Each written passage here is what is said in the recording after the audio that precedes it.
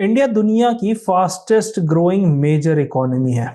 हमारे पास वर्ल्ड की largest youth population है, बूमिंग ई कॉमर्स सेक्टर है, रिकॉर्ड स्मार्टफोन्स यूजर भी हैं और रैपिडली एक्सपैंडिंग मिडिल क्लास है, मतलब परचेजिंग पावर भी है। लेकिन एक अनकंफर्टेबल क्वेश्चन भी है इसके साथ। क्या कोई देश सिर्फ शॉपिंग करके सुपर पावर बन सकता है? क्या अमेजोन पे ऑर्डर करना, इंपोर्टेड फोन खरीदना और फॉरेन टेक्नोलॉजीज यूज करना ही डेवलपमेंट है क्या? यह असली इकोनॉमिक पावर तब आती है जब दुनिया आपके प्रोडक्ट्स, आपकी टेक्नोलॉजी और आपके इनोवेशन पे डिपेंड करे। आज हम समझेंगे India's next growth story, consumption से कैपेबिलिटी तक का सफर। तो आइए शुरू करते हैं, इसको समझते हैं कि कैसे हम देश की इकोनॉमी को आगे बढ़ा सकते हैं। सबसे पहले बात करते हैं कि why India can not become a developed nation just by spending more, और इंडिया यहां तक भी कैसे पहुंचा। तो जब भी हम आगे की बात करें, हमें समझना चाहिए कि हमारे पीछे क्या हुआ था। मतलब इंडिया की इकोनॉमिक जर्नी स्टार्ट हुई थी सर्वाइवल से at the time of independence. उसके बाद से आज तक, कंजम्पशन लेवल तक हम कैसे इतना आगे आए। सबसे पहले बात करते हैं इंडिया की जो इकोनॉमिक जर्नी थी ना, उसको ब्रॉडली 3 फेजेस में डिवाइड किया जा सकता है, और मैं उन्हीं 3 फेजेस को यूज करते हुए आपको समझाऊंगा। हर फेज में इंडिया को एक नेक्स्ट स्टेज के लिए प्रिपेयर किया है, जिसको हम आज डिस्कस करेंगे। सबसे पहला था रीबिल्डिंग आफ्टर इंडिपेंडेंस। आजादी के बाद हमें रीबिल्ड करने की जरूरत थी, जैसे वर्ल्ड वॉर 2 के बाद सारी यूरोपियन कंट्रीज भी रीबिल्ड हो रही थी, वैसे ही। सो कॉलोनियल रूल की अगर मैं बात करूं, colonial rule reduce India share of global GDP dramatically. जैसे ही हमारे पास ब्रिटिश रूल आया, इंडिया का शेयर ब्रिटिश रूल से पहले लगभग 22 से 25% तक था ग्लोबल जीडीपी में शेयर। आप समझ सकते हैं कितना बड़ा होता है। और at the time of independence ये 3 से 4% बचा। मतलब India had primarily raw material supplier and importer of finish goods. मतलब आप सिर्फ आलू बेच रहे थे और फ्रेंच फ्राइज खरीद रहे थे। तो आप समझो आलू कितना सस्ता बिकता है और फ्रेंच फ्राइज कितने महंगे आते हैं। तो कहीं ना कहीं ये चैलेंज हमारे लिए इंडिपेंडेंस के टाइम था। चैलेंज इंडिया ने कई देखे। सिंपल सी चीज है, पहला चैलेंज था पॉवर्टी का, गरीबी बहुत थी। उसके बाद फूड की शॉर्टेज भी थी। उसके बाद हमारा इंडस्ट्रियलाइजेशन भी काफी लो था, इंफ्रास्ट्रक्चर भी लो था, और इन सब के बाद हमारी जो लिटरेसी थी वो भी लो लेवल पे थी। तो पॉलिसी रिस्पांस में काफी चीजों पे फोकस किया गया, जैसे पब्लिक सेक्टर एंटरप्राइज, क्योंकि अब प्राइवेट सेक्टर के पास पैसा नहीं है, तो कौन इंडस्ट्रीज लगाएगा, कौन एंटरप्राइज लगाएगा, कौन स्टील प्लांट्स लगाएगा। तो उसी वजह से 1956 में पब्लिक सेक्टर एंटरप्राइज को मेनली बढ़ावा दिया गया। बढ़ावा पहले भी दिया जा रहा था, पर 1956 में इंडस्ट्रियल पॉलिसी हैवी इंडस्ट्रीज पे फोकस करना शुरू की। एनर्जी प्रोजेक्ट्स बने, है ना, डैम्स बने, ये सारी चीजें बनी, क्योंकि प्राइवेट सेक्टर बहुत छोटा था उस टाइम। दूसरी बात करते हैं बैंक नेशनलाइजेशन की। बैंक नेशनलाइजेशन 1969 में इंदिरा गांधी गवर्नमेंट द्वारा स्टार्ट किया गया, क्योंकि सबसे सिंपल सी चीज थी फाइनेंशियल इंक्लूजन और क्रेडिट एक्सेस, और इस सब से रिलेटेड था रूरल डेवलपमेंट। मतलब जो बैंक्स थे वो इंडस्ट्री को ही लैंड करते थे, क्योंकि एग्रीकल्चर को रिस्की मानते थे, और जो बैंक्स थे वो इंडस्ट्री ओन्ड भी थे। तो इसीलिए सरकारी बैंक बनाना जरूरी था, जिससे कि सारे सेक्टर्स को क्रेडिट एक्सेस मिल सके। फाइनेंशियल इंक्लूजन मतलब सबको फाइनेंस के साथ, सेक्टर के साथ जोड़ा जा सके, और उससे हमारे रूरल एरिया जो कि उस समय काफी गरीब थे वो डेवलप हो सके। फिर ग्रीन रेवोल्यूशन आया, है ना, one of the biggest economic success, Swaminathan द्वारा, एमएस स्वामीनाथन द्वारा लीड किया गया। इससे इंडिया की ट्रांसफॉर्मेशन हुआ, किसमें, फूड डेफिसिट नेशन से फूड सरप्लस नेशन। ऑल्दो आज की तारीख में हम ग्रीन रेवोल्यूशन को क्रिटिसाइज कर सकते हैं, सॉइल खराब हो गई, केमिकल फर्टिलाइजर, बहुत सारी चीजें, पर उस समय हम सिर्फ अमेरिका के ऊपर PL 480 ग्रांट्स और बहुत सारी चीजों पर डिपेंडेंट थे। तो काफी लोग बोलेंगे ग्रीन रेवोल्यूशन सक्सेसफुल था। हाँ, शॉर्ट टर्म में था, शुरू में था सक्सेसफुल, और उस टाइम जो नीड थी भाई, आज मान लो आपके पास डिनर के इंतजाम नहीं हो, आज के खाने का इंतजाम नहीं हो, तो आपकी प्रायोरिटी तो पहले आज होगी ना, कि कल परसों या 10 साल बाद हम सोचेंगे कि सॉइल को क्या होगा। पहले तो हम आज की बात करेंगे। फिर आता है इंपोर्ट सब्सटीट्यूशन। इंपोर्ट सब्सटीट्यूशन का मतलब ये है कि जो भी चीज हम बाहर से मंगा रहे थे उसको रिप्लेस करके घर पे ही मतलब डोमेस्टिकली वो इंडस्ट्री सेटअप की जाए। इससे क्या हुआ, इंडिया का इंडस्ट्रियल बेस बन गया। जैसा भी बना, बेस को क्रिटिसाइज भी कर सकते हैं पर बेस तो बना, है ना। साइंटिफिक इंस्टीट्यूशंस बने और एग्रीकल्चर की कहीं ना कहीं सिक्योरिटी आ गई। एग्रीकल्चर क्यों, क्योंकि जब हम आजाद हुए थे तो लगभग 75% पॉपुलेशन एग्रीकल्चर पे ही डिपेंडेंट थी। बट प्रॉब्लम इसके साथ कई सारी थी, जैसे ग्रोथ मॉडेस्ट थी, है ना। इसको हम लगभग 2 से 3%, कभी 3 से 4% भी कहते हैं।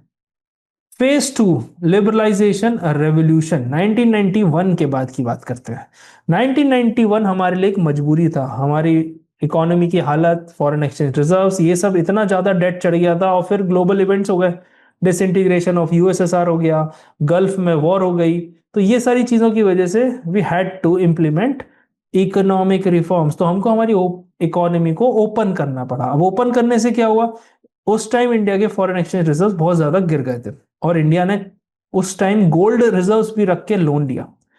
की रिफॉर्म्स में ये 3 चीज थी, एलपीजी जिसे हम बोलते हैं, लिबरलाइजेशन, प्राइवेटाइजेशन, ग्लोबलाइजेशन। इसका क्रेडिट जाता है 2 लोगों को, पीवी नरसिम्हा राव, हमारे prime minister, honourable prime minister the then, and that time Manmohan Singh ji, जो बाद में जाके प्राइम मिनिस्टर भी बने। उस टाइम इनका रोल भी बहुत इंपॉर्टेंट था। ये पहले आरबीआई गवर्नर भी रह चुके थे, है ना। फिर इन्होंने दोनों ने मिलकर इकोनॉमी के नैया को संभाला और ये 3 चीजें इंप्लीमेंट की। लिबरलाइजेशन का मतलब होता है सरकार के कंट्रोल को कम करना। जैसा कि मैंने आपको कल के वीडियो में भी बताया था, परसों की वीडियो बताया था शायद, जो रोज मैं ये वाले वीडियो 8 बजे लेके आता हूँ, कि सरकार का रोल कितना इंपॉर्टेंट है। सरकार का रोल रेफरी जैसा है। पहले सरकार खुद भी मैच खेलती थी, है ना। I hope you can understand, private sector के साथ। फिर प्राइवेटाइजेशन किया, मतलब और प्राइवेट सेक्टर को इनवाइट करना, उनके लिए ऐसी पॉलिसी बनाना जिससे वो फ्लरिश करे। ग्लोबलाइजेशन मतलब भारत की इकोनॉमी को वर्ल्ड की इकोनॉमी से जोड़ना। रिजल्ट क्या हुआ, रिजल्ट इतने सारा, फॉरेन इन्वेस्टमेंट बढ़ गया, ग्लोबल फर्म्स इंडिया में आने लग गई, सर्विस सेक्टर बूम कर गया। 1994 में आप यकीन नहीं मानोगे, आज जो सर्विसेज पे 18% जीएसटी लगता है वो टैक्स 1994 में ही आया था, इंट्रोड्यूस ही किया गया था। तो आप इसको समझ सकते हैं। फिर आईटी एक्सपोर्ट भी इमर्ज हुए, मतलब आईटी सर्विसेज, बीपीओ, अमेरिका की कई कंपनी का हम बैक ऑफिस भी थे, जिससे हमारे इंजीनियर्स को भी जॉब मिला, है ना। अमेरिकन ड्रीम देखा गया उस टाइम। फिर आ जाते हैं, जैसे इन्फोसिस आप देख लो, आईटी सेक्टर में टीसीएस, विप्रो, ये सब बने। मिडिल क्लास भी एक्सपैंड हुई, मतलब कंज्यूमर इकोनॉमी बढ़ी, फॉर्मल एम्प्लॉयमेंट बढ़ा। अब बात करते हैं स्टेज 3 की। यहां से कहानी एक अलग मोड़ पकड़ती है, इसको समझते हैं। सबसे पहले ड्राइवर्स देखते हैं, ड्राइवर्स ऑफ ग्रोथ। पहला है अर्बनाइजेशन, मतलब ज्यादा से ज्यादा लोग सिटीज तरफ मूव होने लग गए, इनकम बढ़ने लग गई। जब हायर सैलरी मिलेगी तो हायर स्पेंडिंग भी होगी। फिर डिजिटल इकोनॉमी में इंटरनेट रेवोल्यूशन आया, तो जिससे कि, है ना, मार्केट्स ट्रांसफॉर्म हो गए। आज हम मोबाइल से ही शॉपिंग भी करते हैं। फिर स्मार्टफोन और इंटरनेट के आने की वजह से India largest digital consumer market बन गया। आप देखो फेसबुक, इंस्टाग्राम, यूट्यूब, सब पे सब हमारे ही लोग सबसे ज्यादा कंजम्पशन करते हैं। कंज्यूमर क्रेडिट एक्सपेंशन की बात करूं तो इसमें भी होम लोन बढ़े, है ना, पर्सनल लोन बढ़े, कंज्यूमर फाइनेंस बढ़े। पहले क्या होता था, आदमी 6 महीने सेव करता था, फिर जाके कूलर फ्रिज खरीद के लाता था, टीवी। आज पहले महीने ही खरीद लाता है और बाकी टाइम ईएमआई पे करता है। तो कहीं ना कहीं ये क्रेडिट एक्सपेंशन भी हुआ, जिससे इकोनॉमी तेजी से ग्रो हुई। मतलब जो चीज आप 6 महीने बाद खर्च करते हैं वो आज आपने कर दी। तो फिनटेक फर्म को भी फायदा है, कंज्यूमर प्रोडक्शन फैक्ट्रीज को भी फायदा है, आपको भी फायदा है। 6 महीने रुकना नहीं पड़ रहा है। पैसे तो आपको पहले भी देने थे, आज भी देने, है ना। तो कहीं ना कहीं आप देखो तो India became one of the world's largest consumer market. किस किस चीज का, स्मार्टफोन का, टू व्हीलर्स का, डिजिटल पेमेंट्स का, ऑनलाइन कॉमर्स का। अब सवाल है कि why global companies love India, क्यों ग्लोबल कंपनीज को हम पसंद है। सिंपल सी बात है, 140 करोड़ की हमारी पॉपुलेशन है, ठीक है। एप्पल, amazon, सैमसंग, ये सब इंडिया को एज अ ह्यूज मार्केट देखते हैं। यही हमारा सबसे बड़ा एडवांटेज है। इसलिए अमेरिका कुछ भी कहता है फिर भी हम रशिया से ऑयल खरीदते हैं, अमेरिका कुछ भी कहता है फिर भी हम ईरान से भी ऑयल खरीदते हैं। हम सबसे ट्रेड करते हैं, सबसे बात करते हैं, हमारा इंटरेस्ट सर्वोपरि है। अब इसी वजह से, किस वजह से, क्योंकि हमारे पास इतना बड़ा मार्केट है। पर यही लिमिटेशन है, consumption creates demand, demand generate करता है। बट डिमांड अकेले से we cannot create leadership in technology, we cannot create leadership in or dominance in industry, or we cannot create strategic power. मतलब आप समझ रहे हो, टेक्नोलॉजी लीडरशिप पाने के लिए कंजम्पशन नहीं प्रोडक्शन चाहिए, इंडस्ट्रियल डोमिनेंस के लिए मैन्युफैक्चरिंग चाहिए, make in India PLI scheme, और फिर स्ट्रेटेजिक पावर के लिए हमें इकोनॉमी में प्रोडक्शन एंड एक्सपोर्ट चाहिए। जैसे फॉर एग्जांपल एक फैमिली है, मान लो फैमिली स्पेंड करती है ना, a family suppose for example that spends money supports businesses, आपने पैसा खर्च किया तो बिजनेस को पैसा मिलता है, उनका रेवेन्यू होता है। Now a family that owns business, they create wealth, and that is the difference in capability. तो सिंपल सी चीज है, आप इसको समझो कि ओवरऑल इंडिया का जो सिनेरियो था। अब बात करते हैं कि consumption creates activity, capability creates power. हमारे देश को अब क्या जरूरत है? तो कंजम्पशन क्या कर रहा है? कंजम्पशन ने एक एक्टिविटी क्रिएट करके दी, पर हमको यहां पर चाहिए पावर। जैसे suppose for example, this is most important, listen carefully, perhaps the most important economic lesson for you. Consumption helps GDP. आपने कोई भी चीज कंज्यूम की, जीडीपी हेल्प, फोन खरीदोगे, ये खरीदोगे, but capability creates national power. क्या national power? Like what makes nations globally influencer? Buying smartphone? No. Ordering more online? No. Importing more products? No. क्या बनाता है नेशंस को ग्लोबली इन्फ्लुएंसर? Design products. आज America में कुछ भी प्रोड्यूस नहीं होता, सारी चीज बाहर ही प्रोड्यूस होती है, सस्ते में होती, पर स्टिल जो डिजाइनिंग होती है वो अभी भी अमेरिका में होती है। मैन्युफैक्चरिंग प्रोडक्ट्स जो चाइना में होते हैं मैक्सिमम, इसलिए चाइना का डोमिनेंस है। ओइंग टेक्नोलॉजी, ताइवान के पास टेक्नोलॉजी है, नेदरलैंड्स के पास टेक्नोलॉजी है, जिनके पास टेक्नोलॉजी, अमेरिका के पास technology. Controlling supply chain, China. Rare earth metals हैं, कोई भी डिजिटल चीज, laptop, mobile phone, TV, electric vehicle, सब रेयर अर्थ मेटल से चलती हैं। कहीं से भी आप वो मेटल लेके आओ, परसों की वीडियो में मैंने आपको बताया था, वो सब प्रोसेस चाइना में ही होते हैं। तो China is near to monopoly.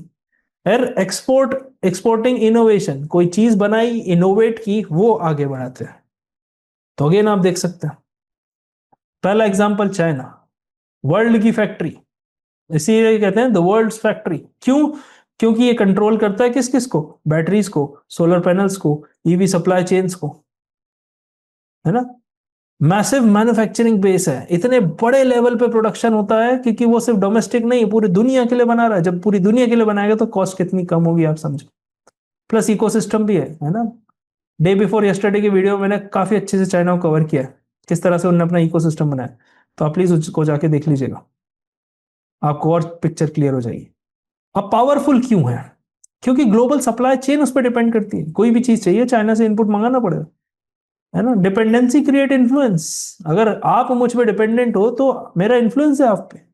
दूसरा एग्जांपल साउथ कोरिया, कंट्री का साइज भले ही छोटा हो, है ना, बट काफी सारे हमारे इंडियन स्टेट से भी छोटा है south Korea, but globally influential है। सैमसंग जैसी companies, Hyundai motor company, semiconductor ecosystem भी बना रहे हैं, टेक्नोलॉजी, मैन्युफैक्चरिंग, ये सब बना रहे हैं।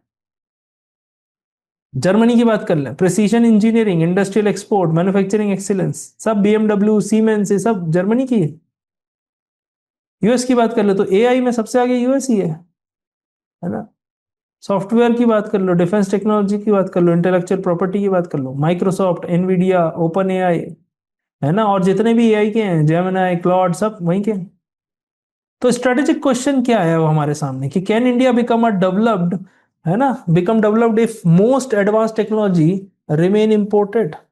The answer is no. अगर हम सिर्फ इंपोर्ट पे डिपेंडेंट है तो नहीं होगा, बिकॉज हाई वैल्यू प्रॉफिट अभी भी अब्रॉड में ही रह जाएगा। Countries become rich by, not by consuming technology, but by creating technology. So consumption and इधर कैपेबिलिटी, डिफरेंस है ना। Why capability matters more than ever? आज से ज्यादा, मतलब आज सबसे ज्यादा क्यों है मैटर करती है? क्योंकि दुनिया बदल रही है, एक अंडरगोइंग चेंज है, स्ट्रक्चरल चेंज है, सप्लाई चेन का रिकॉन्फ़िगरेशन हो रहा है। कोविड के बाद चीजें बदली हैं, ओवर डिपेंडेंस डेंजरस है, ये सब समझ गए कि अगर किसी एक कंट्री पे ओवर डिपेंडेंस है तो डेंजरस है। यूएस चाइना में टेंशन चली रही है, अभी ईरान में भी टेंशन है। तो companies started looking for alternatives कि भाई चाइना में होगा तो ऑल्टरनेटिव्स क्या है? चाइना प्लस वन, कल के वीडियो में हमने समझा था। सेमीकंडक्टर की जो शॉर्टेज है, मतलब इससे क्या होता है, ये वल्नरेबिलिटी है ग्लोबल प्रोडक्शन की। सेमीकंडक्टर की शॉर्टेज मतलब स्मार्टफोन का production slow down, geopolitical conflict, ये आपने देखे ही, रशिया यूक्रेन वॉर है ना, उसके बाद अभी करंट में Israel Iran and USA conflict. तो अब कंट्रीज को क्या प्रायोरिटाइज करना है, क्या प्रायोरिटाइज करना है? सबसे पहले स्ट्रेटेजिक सेक्टर्स देखने हैं। स्ट्रेटेजिक सेक्टर क्यों इंपॉर्टेंट है किसी भी कंट्री के लिए? क्योंकि मुसीबत के समय कोई मदद करने नहीं आता, और इंडिया का जो न्यूट्रल स्टांस रहता है उसमें ना हम किसी के बीच में बोलते हैं तो कोई हमारे बीच में भी नहीं बोलेगा। तो सबसे पहली चीज है सेमीकंडक्टर, मतलब ये फाउंडेशन है किसकी? मॉडर्न इलेक्ट्रॉनिक्स की। मतलब आज की तारीख में जो भी चिप्स हैं, पूरा चिप्स इकोसिस्टम इसी पे डिपेंड करता है। आर्टिफिशियल इंटेलिजेंस की बात करूं तो फ्यूचर प्रोडक्टिविटी ड्राइवर भी यही है। एआई ने काफी ट्रांसफॉर्मेशन किया है ना। जैसे इलेक्ट्रिसिटी जब आई थी तब क्या ट्रांसफॉर्मेशन हुआ था? आई थिंक इलेक्ट्रिसिटी के बाद एआई ही सबसे बड़ा ट्रांसफॉर्मेटिव सिस्टम, क्योंकि जब इलेक्ट्रिसिटी पहली बार आई थी तो राउंड द क्लॉक काम होना शुरू हो गया था। आज आप सोचो अगर सनसेट के बाद लाइट नहीं हो तो कितनी प्रोडक्टिविटी लॉस है। डिफेंस मैन्युफैक्चरिंग की बात करें तो मिलिट्री स्ट्रेंथ भी बढ़ रही है। ये भी मिलिट्री स्ट्रेंथ भी इंडस्ट्री से लिंक्ड है। अभी आपने देखा होगा इंडिया ने एचएएल को कॉन्ट्रैक्ट ना देते हुए प्राइवेट कंपनी को कॉन्ट्रैक्ट दिया। राफेल की पूरी टेक्नोलॉजी हमारे पास ट्रांसफर हुई। तो सरकार इसमें लगी हुई है, पर जिस स्पीड से लगी है उससे कई गुना ज्यादा की हमें जरूरत है।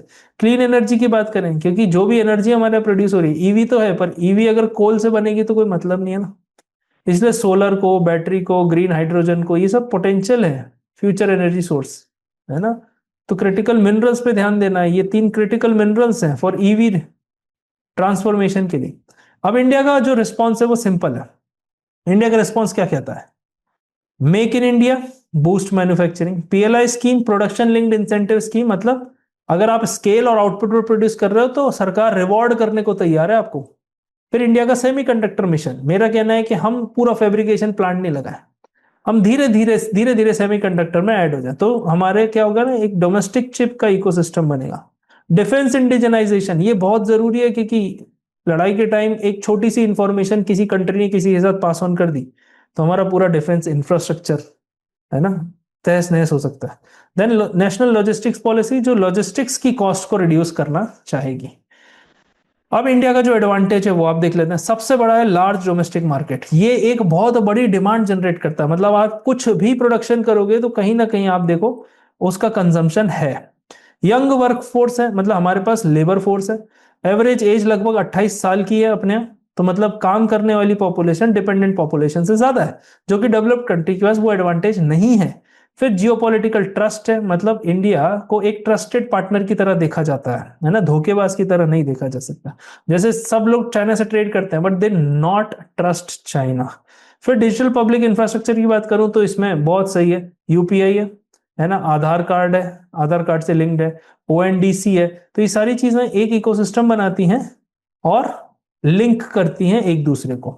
तो यहां पर सिंपल सा चीज चैलेंज क्या है कि convert market size into manufacturing strength. मतलब this is where many developing countries also failed, और डेवलप्ड कंट्रीज ने करके दिखाया। तो अब कैपेबिलिटी क्रिएशन नीड्स 3 पिलर्स। वो पिलर देख लेते हैं। पहला है ह्यूमन कैपिटल, मतलब हमारा जो डेमोग्राफिक डिविडेंड है, यंग पॉपुलेशन है हमारे पास, पर वो यंग पॉपुलेशन किसी काम की नहीं रहेगी अगर वो स्किल्ड नहीं है, प्रोडक्टिव नहीं है या एम्प्लॉयबल नहीं है। एम्प्लॉयमेंट है, लोगों की डिमांड है, पर लोग मैच नहीं हो रहे हैं। नहीं तो ये डेमोग्राफिक लाइबिलिटी या बर्डन बन जाएगा। तो इंडिया को चाहिए इंडस्ट्री स्किल, मतलब फैक्ट्री रेडी वर्कफोर्स चाहिए कि कॉलेज से निकला सीधा फैक्ट्री में लग गया। टेक्निकल ट्रेनिंग, है ना, एडवांस मैन्युफैक्चरिंग एक्सपर्टीज चाहिए। अब इंडिया में इतने हाई स्पीड रेल बन रही है, एलएनटी हमारा बुलेट ट्रेन बना रहा है, तो वो इंजीनियर्स को ही तो हायर करेगा ना। तो अगर उनके पास ये टेक्निकल ट्रेनिंग होगी तो एम्प्लॉयमेंट जनरेट होगा। अप्लाइड रिसर्च की बात करूं तो जो हमारे रिसर्च होती है वो सेकेंडरी डेटा पे थ्योरेटिकल रिसर्च होती है जिसका कोई मतलब नहीं है। इसलिए अप्लाइड रिसर्च करोगे तो इंडस्ट्री ओरिएंटेड इनोवेशन होगा। जैसे फॉर एग्जांपल आपने रिसर्च की कि कंज्यूमर आजकल ऑनलाइन ज्यादा खरीदते हैं या ऑफलाइन ज्यादा खरीदते हैं, ब्लिंकिट के आने से लोकल स्टोर पे क्या असर पड़ा। ये रिसर्च की डिमांड है मार्केट में, कोई भी कंपनी इसको लाखों रुपए देके खरीदना चाहेगी, पर हम रिसर्च एक सेकेंडरी डेटा पे कहीं से घुमा फिरा के करके दे देते हैं। फिर एआई रेडीनेस की बात करें तो फ्यूचर वर्कफोर्स की कैपेबिलिटी, मतलब पहले लोग एआई करते थे तो बोलते थे नहीं नहीं तू एआई यूज करता है, आज की तारीख में अगर आप एआई यूज नहीं कर रहे हो तो आप पीछे हो। Engineering excellence, quality over quantity, हम बहुत बल्क में प्रोड्यूस करते हैं इंजीनियर्स, बट क्वालिटी का क्या है? क्या वो किसी काम के हैं? अदरवाइज उनका भी टाइम वेस्ट है, हमारे। तो future belongs to problem solver, जो प्रॉब्लम सॉल्व करेगा, नॉट जस्ट डिग्री होल्डर। आज की तारीख में लोग कहते हैं मेरे को 10 साल का एक्सपीरियंस है, 5 साल का एक्सपीरियंस है, पर 5 साल का एक्सपीरियंस किसी काम का नहीं है अगर आप सिर्फ प्रॉब्लम सॉल्व नहीं कर पाते, आप सिर्फ अपना टाइम काटने के लिए ऑफिस में काम करते हो। सिंपल सी चीज है। जैसे जर्मनी जर्मनी की जो सक्सेस थी ना, मैं आपको बताता हूँ, वो वोकेशनल ट्रेनिंग की वजह से थी, ना कि यूनिवर्सिटी की डिग्रीज की वजह से। और आप भी जानते हैं कि यूनिवर्सिटी की डिग्री आज की तारीख में सिर्फ कॉम्पिटेटिव एग्जाम की एलिजिबिलिटी तक ही बन गई है। फिर आ जाते हैं एमएसएमई की बात करते हैं। Strong MSME contribution, around 30% of जो जीडीपी है वो एमएसएमई की तरफ से आता है। हाफ ऑफ द एक्सपोर्ट भी एमएसएमई की तरफ से आता है। और एमएसएमई एक चीज और करता है, जॉब भी जनरेट करता है। क्योंकि किसी भी एक डेवलप्ड मैन्युफैक्चरिंग कंपनी है वो एसएमई के इकोसिस्टम पर डिपेंड करती है। जैसे जर्मनी, मैंने आपको अभी भी एग्जांपल दिया था, जर्मनी का जो मेटल स्टैंड है वो भी इसी वजह से, इसी के बेसिस पे। अब पर एमएसएमई में चाहिए क्या? Access to finance, easier credit, मतलब कहीं ना कहीं पेमेंट्स डिले होते हैं तो उनको वर्किंग कैपिटल के पैसा चाहिए, मशीनरी खरीदनी है तो पैसा चाहिए, एक्सपैंड करना है तो पैसा चाहिए। तो पैसा अगर बैंक से क्रेडिट आसानी से मिलने लगे, है ना, जो कि मुद्रा में हमने देखा अभी काफी सारी जो एमएसएमईज है उनको मुद्रा लोन से फायदा हुआ है। टेक्नोलॉजी अडॉप्शन, मतलब उनका ऑटोमेशन और डिजिटलाइजेशन, वो आज भी ट्रेडिशनल तरीके से काम कर रहे हैं तो प्रोडक्टिविटी कम रहती है। फिर कंप्लायंस सिंप्लीफिकेशन, रेगुलेटरी बर्डन बहुत है, 50 तरीके के टैक्सेस थे, अब जिसको जीएसटी में सब्स्यूम कर दिया। तो कहीं ना कहीं आप देखो जीएसटी एक प्रॉब्लम के तौर पे भी देख सकते हो, पर पोर्टल ने सिंप्लीफाई भी कर दिया चीजें। इतने सारे इनडायरेक्ट टैक्स भरने से अच्छा एक ही टैक्स भरो। पर उसके अलावा भी काफी सारी चीजें हैं, तो उनको भी जितना सिंप्लीफाई कर सकूं, जैसे कि पीएफ अलग से होता है, पीटी अलग से होता है, इनकम टैक्स अलग से है, टीडीएस अलग से, कुछ ऐसा करो कि सारी चीजें जो हैं वो कहीं ना कहीं एक इकोसिस्टम में बंध जाए। फिर पेपर वर्क अलग से है, परमिशन लेना अलग से है ना। तो ये बहुत सारी चीजें हैं जिसमें कंप्लायंस की वजह से टाइम वेस्ट होता है। फिर एक्सपोर्ट सपोर्ट की बात कर लेते हैं। अगर ग्लोबल मार्केट से इंटीग्रेट हो गए तो कोई सोचो सोचो आप पहाड़ों पे कोई कारपेट बेच रहा है, वो यूएस में उसकी डिमांड है, तो अगर उसको हम बताएंगे नहीं कि ऐसा कुछ है, हो सकता है, तो बंदा कुछ करेगा ही नहीं। तो MSME must evolve into global supplier, उनको सिर्फ इंडिया और अपने नियर बाय एरियाज नहीं देखना है। फिर पिलर 3 है रिसर्च एंड इनोवेशन, इसको बढ़ते हैं। India spends less than 1% of GDP on R and D. इतनी बड़ी जीडीपी है, उसका भी 1% हमारे पास है, इसलिए रिसर्च में करियर भी नहीं बनता, क्योंकि रिसर्च में पैसे नहीं है तो यंग जनरेशन वहां अट्रैक्टेड भी नहीं है, करियर थोड़ी ना बना। वहीं चाइना की आप बात करो तो देखो, तीनों, China, USA, south Korea, research बहुत ऊपर है ना। तो फ्यूचर लीडरशिप, जो रिसर्च क्यों इंपॉर्टेंट है मैं आपको बताऊंगा। पेटेंट्स इंपॉर्टेंट है, टेक्नोलॉजी इंपॉर्टेंट है ना, कॉम्पिटेटिव एडवांटेज इंपॉर्टेंट है। आप कुछ इनोवेट कर रहे हो, कॉपी हो जाएगा, तो प्रोटेक्शन भी इंपॉर्टेंट है। तो फ्यूचर लीडरशिप को हमको चाहिए डीप टेक स्टार्टअप्स, है ना, पेटेंट जनरेशन, यूनिवर्सिटी इंडस्ट्री का कोलैबोरेशन, और इंडिजिनस, मतलब हमारे देश में IP, highest asset, highest value asset in modern economy है आईपी। कोई एक अच्छी चीज निकालो, उसका पेटेंट करा लो, तो आप और आपकी कंट्री दोनों। जैसे एप्पल, एप्पल का बिगेस्ट स्ट्रेंथ क्या है? मैन्युफैक्चरिंग नहीं है भाई, मैन्युफैक्चरिंग तो चाइना में होती है। आप देखना, डिजाइन इन कैलिफोर्निया लिखा रहता है उस पर, डिजाइन इन कैलिफोर्निया। तो सिंपल सी बात है, जो अगला डेकेड है ना, next decade will be the answer for this defining question, क्या?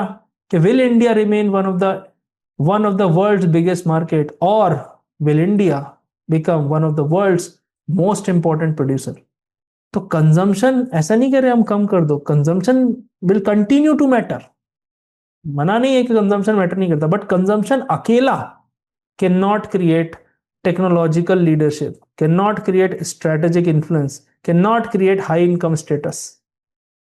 तो Japan became rich because of manufacturing, Germany became rich through technology, China became rich through industrial capabilities, America remains powerful through innovation.